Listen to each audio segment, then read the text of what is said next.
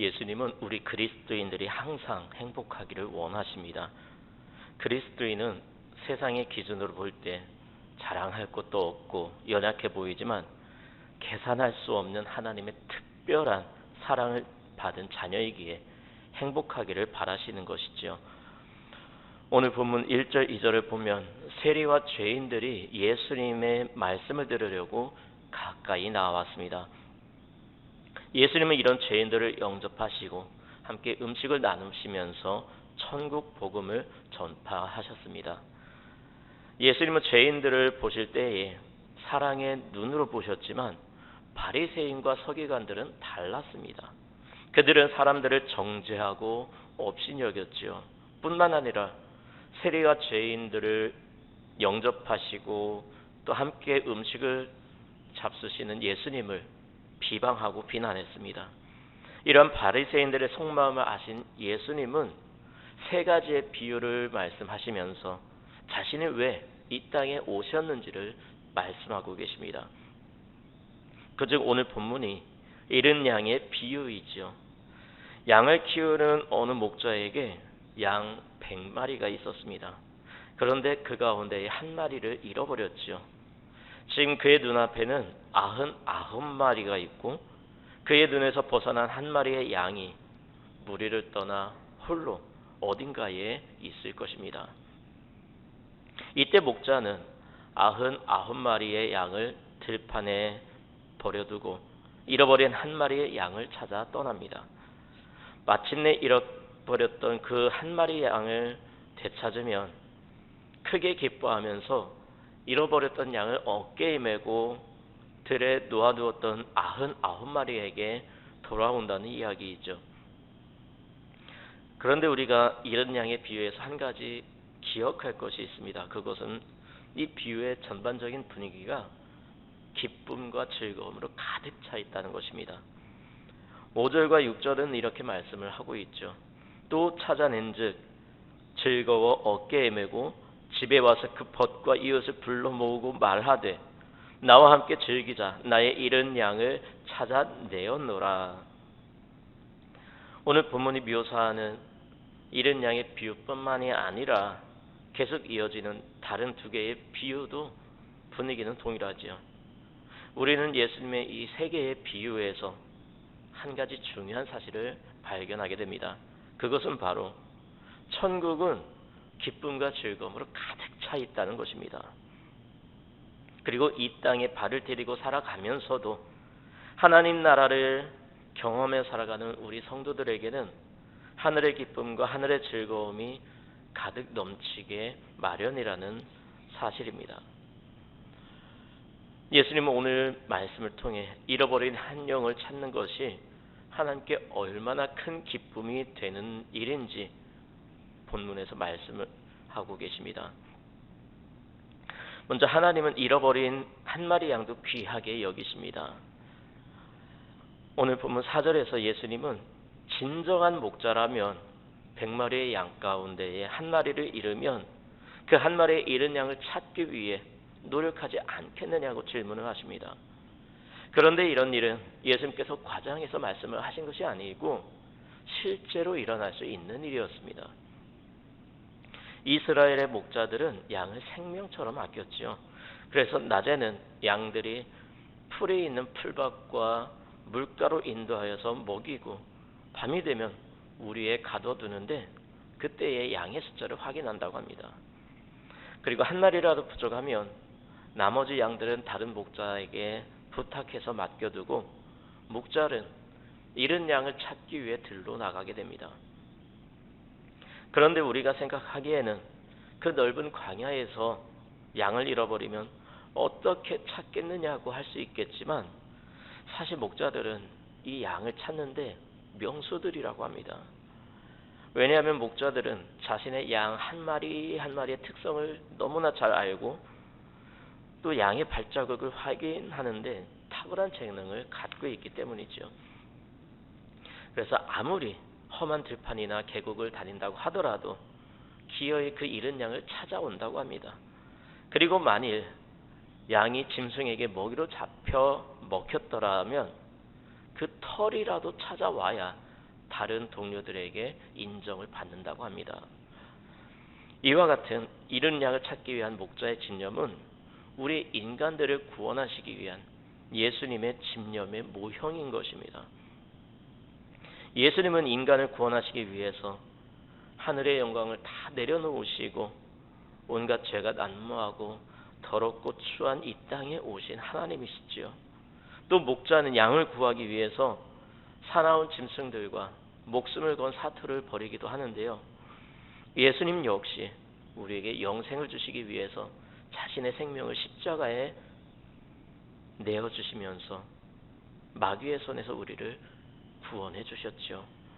뿐만 아니라 우리가 시험을 당해서 방황하면 그 방황하는 곳까지 찾아오시는 분이십니다. 이스라엘 민족이 하나님을 배신하고 타락한 결과 바벨론의 포로로 잡혀갔을 때에 하나님은 그 포로된 백성들이 잡혀간 바벨론 그발 강가까지 찾아가셨습니다. 그래서 에스겔을 선지자로 세우시고 이스라엘 민족에게 희망의 메시지를 선포하도록 하셨지요. 또 모세가 애굽 사람을 죽이고 미디안 광야로 도망해서 지내고 있을 때에 하나님은 시내산에서 그를 만나시고 모세에게 민족 구원의 사명과 비전을 주시기도 했습니다. 또한 예수님께서 십자가에 달려 돌아가신 후에 절망하여 뿔뿔이 흩어진 제자들이 갈릴리로 돌아갔을 때에도 예수님은 그들을 찾아가 희망과 사명을 안겨주셨죠. 여러분, 깊은 밤 산속에서 눈물을 흘리며 헤매는 잃어버린 양 한 마리에게 하나님의 마음이 향했습니다. 하나님은 생명을 바쳐서 그 잃은 양 한 마리를 찾으셨죠. 어찌 보면 양 한 마리를 구하는 데 필요한 고생과 수고는 매우 비효율적입니다. 그 밤에 그런 고생을 하느니 차라리 죽게 버려두는 것이 어쩌면 더 이익일 것입니다. 그렇게 하는 것이 세상적인 기준이지요. 그러나 하나님의 사랑은 안전한 곳에 있는 99마리에게 있는 것이 아니라 산에서 길을 잃은 상처투성이의 한 마리 양에게 있습니다. 그런데 이렇게 잃어버린 양이 사랑을 받는 것은 사랑받을 만한 가치가 있어서 사랑하신 것이 아닙니다. 이와 같은 하나님의 조건 없으신 사랑이 우리를 사랑하시고 구원하신 것입니다. 우리가 사랑을 받을 만한 조건이나 가치가 있어서가 아니죠. 하나님의 관심은 세상에 있는 그 어떤 것보다도 잃어버린 한 생명의 구원에 있기 때문입니다. 이에 대해서 예수님은 마태복음 18장 14절에서 이렇게 말씀하고 계시죠. 이와 같이 작은 자 중에 하나라도 잃는 것은 하늘에 계신 너희 아버지의 뜻이 아니니라. 여러분, 우리를 향하신 하나님의 사랑과 구원의 집념은 이렇게 강하고 영원하다는 사실을 믿으시기 바랍니다. 주님은 한 마리의 양도 잃지 않고 모두 주님의 품 안에서 영원한 안식을 누리도록 우리를 보살피고 찾으실 것입니다. 이처럼 잃어버린 한 마리의 양조차도 귀하게 여기시는 주님의 사랑을 기억하시고 우리 주변에 방황하는 한 생명을 주님께로 인도하는 우리 모두가 되시기를 주님의 이름으로 축복합니다. 또한 우리가 회개하면 하나님은 우리의 잘못을 조건 없이 용서해 주십니다. 5절에 보면 예수님께서 이렇게 말씀을 하고 계시죠. 또 찾으는즉 즐거워 어깨에 메고. 이 말씀은 잃어버렸던 양을 찾은 목자가 어떻게 그 양을 대하는지 가르쳐 주시는 말씀이죠. 예수님은 목자가 잃어버렸던 그 양을 다시 찾게 되면 그 양을 어깨에 메고 온다고 말씀하고 계십니다. 어깨에 맨다는 것은 잃은 양을 찾은 목자의 기쁨과 그 양에 대한 사랑의 표시였지요. 양이 지쳐 있거나 다리가 상처가 생겨서 걷지 못할 때에 목자들은 그 양을 어깨에 매는 관습이 있었습니다.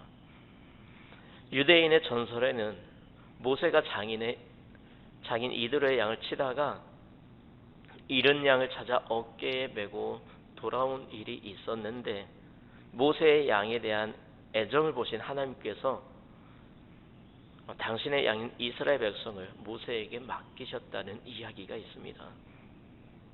이 잃었던 양을 찾는 목자의 기쁨은 잃은 양을 찾고 기뻐하시는 그리스도의 사랑을 의미하는 것입니다. 오늘날에도 마찬가지겠지만 그 당시 무엇인가를 어깨에 메고 온다고 하는 것은 그것을 매우 귀중하게 여긴다는 것입니다. 여러분, 사람이 무엇인가를 어깨에 메고 오는 것을 우리는 무덤을 태운다고 표현을 하지요. 그래서 자신의 자녀들을 어깨에 무덤을 태우는 부모가 참 많습니다. 그만큼 자녀를 귀한 존재로 여긴다는 표현인 것이지요. 이처럼 예수님은 회개한 죄인을 귀한 존재로 여기시고 높여주십니다. 잃은 양을 찾은 목자가 그 양을 때리거나 꾸짖지 않고 오히려 어깨 메고 높여주는 것처럼 예수님은 죄인된 인간이 회개하고 하나님께로 돌아오면 옛 죄는 묻지 않으시고 존귀하고도 영광스러운 존재로 여겨주신다는 것입니다. 이사야서 49장 22절에서 하나님은 이사야 선지자를 통해서 내가 문 나라를 향하여 나의 손을 들고 민족들을 향하여 나의 기치를 세울 것이라. 그들이 내 아들들을 품에 안고 내 딸들을 어깨에 메고 올 것이며 라고 말씀하셨습니다. 이 말씀은 예수 그리스도를 통해 회개하고 하나님께로 돌아오는 죄인들을 귀하게 여겨주시겠다는 약속의 말씀입니다. 우리는 진심으로 회개를 하면 어떤 흉악한 죄도 용서받을 수 있는 특권을 가진 존재입니다. 여러분, 양이 길을 잃어버린 것이 목자의 책임입니까? 아니면 양의 책임입니까? 이것은 두말할 것도 없이 양의 책임이지요. 목자가 가지 말라고 한 곳에 양이 갔습니다. 우리가 고생하고 어려움을 겪는 것은 하나님의 실수 때문이 아니라 우리의 실수 때문입니다. 우리가 잘못해서 교만해서 버릇이 없어서 이리 부딪히고 저리 부딪혀서 온몸이 상처투성이가 된 것이죠. 그런데 본문 말씀을 보면 이 목자가 양의 실수에 대해서 책임을 묻거나 정죄하지 않습니다. 오히려 책임을 지시고 하나님께서 책임을 지시고 용서의 길을 만드셨습니다. 사람은 이기적이고 교만하고 자기중심적입니다. 본질상 진노의 자식인 것이죠. 스스로 절망을 선택하고 불행을 자초합니다. 그러나 하나님은 이처럼 교만하고 어리석은 인간을 조건 없이 사랑하셔서 하나님의 독생자이신 예수 그리스도를 십자가에 못 박혀 죽게 하셨습니다. 잃어버린 양을 찾는 목자에게서 바로 이러한 하나님의 사랑을 찾아볼 수가 있는 것이죠. 여러분, 회개한 우리들에게 예수님께서 어떤 대우를 해주고 계시죠? 의인으로 높여주시고 하나님의 자녀라는 존귀한 신분을 주셨고 또 거룩한 성령님을 우리의 심령 안에 모시고 살도록 하셨습니다. 하나님은 자신을 멀리 떠나 우상을 섬기고 온갖 불의와 죄악 속에 거하여 살던 죄인들을 하나님의 자녀로 높여주셨습니다. 이렇게 하시는 분은 세상에 오직 하나님 한 분밖에 없습니다. 그러므로 우리는 회개하고 하나님께로 돌아오면 꾸짖지 않으시고 더욱 사랑해 주시며 하나님의 자녀로 높여주시는 이러한 하나님의 사랑을 기억하시고 많은 사람들에게 이 사랑을 전해 주어야 합니다. 이러한 하나님의 사랑에 대해 사도 바울은 로마서 5장 8절에서 우리가 아직 죄인 되었을 때에 그리스도께서 우리를 위하여 죽으심으로 하나님께서 우리에 대한 자기의 사랑을 확증하셨느니라 라고 선포하고 있습니다. 하나님의 사랑은 확증된 사랑입니다. 이미 그 사랑을 예수 그리스도 통해 우리에게 보여주셨고 우리는 그 사랑을 누리며 살아가고 있습니다.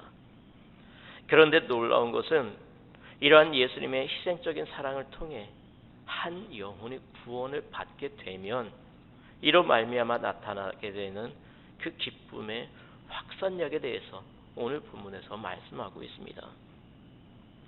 양을 찾은 목자는 벗과 이웃을 불러 모으고 함께 즐거워했죠. 목자의 기쁨은 가정에서 이웃으로 확산이 되고 개인적인 데서 공적인 것으로 확산이 되었습니다. 기쁨을 나누는 것은 매우 아름다운 풍경이지요. 이처럼 죄인 한 사람이 회개를 하는 것은 목자이신 그리스도의 기쁨에 한하지 않고 교회의 기쁨이 되는 것이고 하나님 나라 전체의 큰 기쁨이 되는 것입니다. 또한 하나님의 사랑은 기다리는 사랑이 아니라 적극적으로 찾으시는 사랑입니다. 오늘 예수님의 비유를 보면 목자는 잃어버린 양이 목자를 찾아오기를 기다리지 않았습니다. 잃어버린 양을 찾기 위해 목자가 찾아 나선 것이죠. 여러분 중에 성지순례를 통해 이스라엘 땅에 다녀오신 분들도 계시겠지만 그것은 매우 황량한 땅이죠. 더군다나 예수님께서 사시던 그때는 가로등도 없어서 밤에 밖을 다닐 때에는 오로지 별빛과 달빛에만 의존하던 때였죠. 그래서 목자가 잃어버린 양을 찾기 위해서 광야로 나가면 어떤 위험에 빠지게 될지 모르는 상황이었습니다. 때로는 골짜기로 가다가 낭떠러지에서 굴러 떨어질 위험도 있었고, 때로는 일이나 승냥이와 같은 각종 사나운 들짐승에게 공격을 당하거나 독사에게 물려 죽을 수 있는 위험도 도사리고 있었습니다.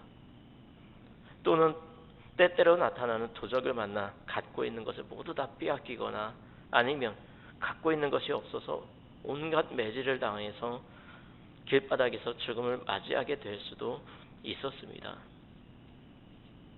어찌됐든 목자가 밤에 광야에서 잃은 양을 찾기 위해 헤맨다는 것은 엄청난 리스크가 따르는 모험인 것이죠. 그러나 목자는 양이 제 발로 걸어 들어올 때까지 기다리지 않습니다. 엄청난 수고와 고난의 길을 걸어가면서 양을 찾았습니다. 탕자의 비유는 어떻습니까? 탕자가 집을 나갔다가 다시 회개하는 마음으로 돌아왔습니다. 그때 아버지는 집 안내에서 기다리지 않았죠. 문 밖에 나가 기다리다가 아들의 모습을 보자마자 그 먼 거리를 뛰어가 얼싸안고 반기며 맞아주었습니다. 아직도 거리가 먼데 아버지가 그를 보고 측은히 여겨 달려가 목을 안고 입을 맞추니, 하나님은 우리가 떠날 때부터 이미 용서하시며 문 열고 기다리고 계셨고 위험을 무릅쓰고 우리를 찾으십니다. 우리가 어떤 상황에 있을지라도 주님은 우리를 포기하지 않으십니다. 한 영혼도 버려두지 않으시고 찾아내어서 구원의 길로 인도하시죠. 이러한 하나님의 사랑을 우리는 예수님을 통해 깨닫게 됩니다. 하나님은 구원받아야 할 인간을 위해 적극적으로 자신의 아들이신 예수님을 십자가에 희생시키셨습니다.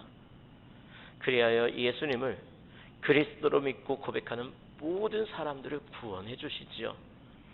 하나님은 회개하는 한 죄인을 이미 회개하여서 하나님 나라에 회개할 것이 없는 의인 99보다 더욱 기뻐하신다고 했습니다. 이 말씀은 의인 99보다 죄인 하나를 더 아낀다는 뜻이 아니라 후자가 전자보다 더 겸손한 만큼 상대적으로 더 귀하게 여기신다는 의미이죠. 그러므로 결과적으로는 하나님께서 모든 인간들을 사랑하신다는 의미입니다. 우리는 하나님의 사랑이 얼마나 깊고 높으며 넓은지 측량할 수가 없습니다. 단지 우리가 회개하는 죄인의 모습으로 하나님 앞에 서야 함을 매우 분명하게 배우게 될 뿐입니다. 하나님 앞에 회개하는 죄인 하나의 가치가 의인 99의 가치보다 더하다는 말씀은 하나님 앞에 서게 되는 성도들이 어떤 자세를 취해야 올바른 자세인지 교훈해 주시는 말씀인 것이죠. 하나님께서는 성도이든 죄인이든 그 한 사람 한 사람을 조건에 의한 것이 아닌 그 존재 자체로서 절대적으로 사랑해 주십니다. 그러나 그 중에서 자신들의 의로운 행위와 모습을 자랑하며 하나님을 자신의 심령 속에 모시지 않는 자들은 멀리 하십니다. 죄를 회개하고 자신의 연약함을 깨달아 하나님을 전적으로 의지하는 자들에게 관심을 가지시죠. 그러므로 성도들은 하나님의 사랑을 깊이 깨닫고 결단하는 삶 속에서 회개하는 죄인의 자세를 항상 취해야 하는 것입니다. 또한 적극적으로 우리를 찾아 구원하신 예수님의 마음을 배워 아직도 구원받지 못한 영혼들을 적극적으로 찾아 나서야 합니다. 오늘 본문은 잃어버렸던 양을 찾은 목자가 집에 와서 그 벗과 이웃을 불러 모으고 함께 잔치를 한다는 말씀으로 결론을 맺고 있습니다. 그리고 주님은 죄인 한 사람이 회개하면 하나님께서 가장 기뻐하시는 일이 된다고 말씀하고 계십니다. 즉 하나님은 죄인 한 사람이 회개하고 하나님께로 돌아오면 축제를 벌일 정도로 기뻐하신다는 것입니다. 하나님은 천하보다도 한 사람의 생명을 귀하게 여기시며 사랑해 주십니다. 그리하여 예수 그리스도를 이 땅에 보내셨고 예수님을 믿는 모든 사람들을 구원해 주십니다. 이러한 하나님의 사랑이 저와 여러분에게도 주어졌습니다. 이러한 하나님의 사랑을 거부하지 마시고 매일의 삶 속에서 체험하시기 바랍니다. 그리고 우리가 열심히 전도해서 한 심령이라도 하나님께로 인도하는 일이 하나님을 가장 기쁘시게 해드리는 일이라는 사실을 기억하시기 바랍니다. 사실 우리 인간은 너무나 연약하고 이기적인 존재이기에 다른 사람을 사랑하여 전도하기란 결코 쉬운 일이 아닙니다. 내가 원하는 조건에 맞아야 사람들을 사랑하는 것이 우리 인간이 있죠. 그러므로 우리는 날마다 모든 영혼을 사랑할 수 있는 마음을 갖기 위해 하나님께 기도해야 합니다. 그렇게 기도하며 전도하여 이 땅에서도 아름다운 하나님의 나라를 세워갈 수 있는 우리 모두가 되시기를 주님의 이름으로 축복합니다.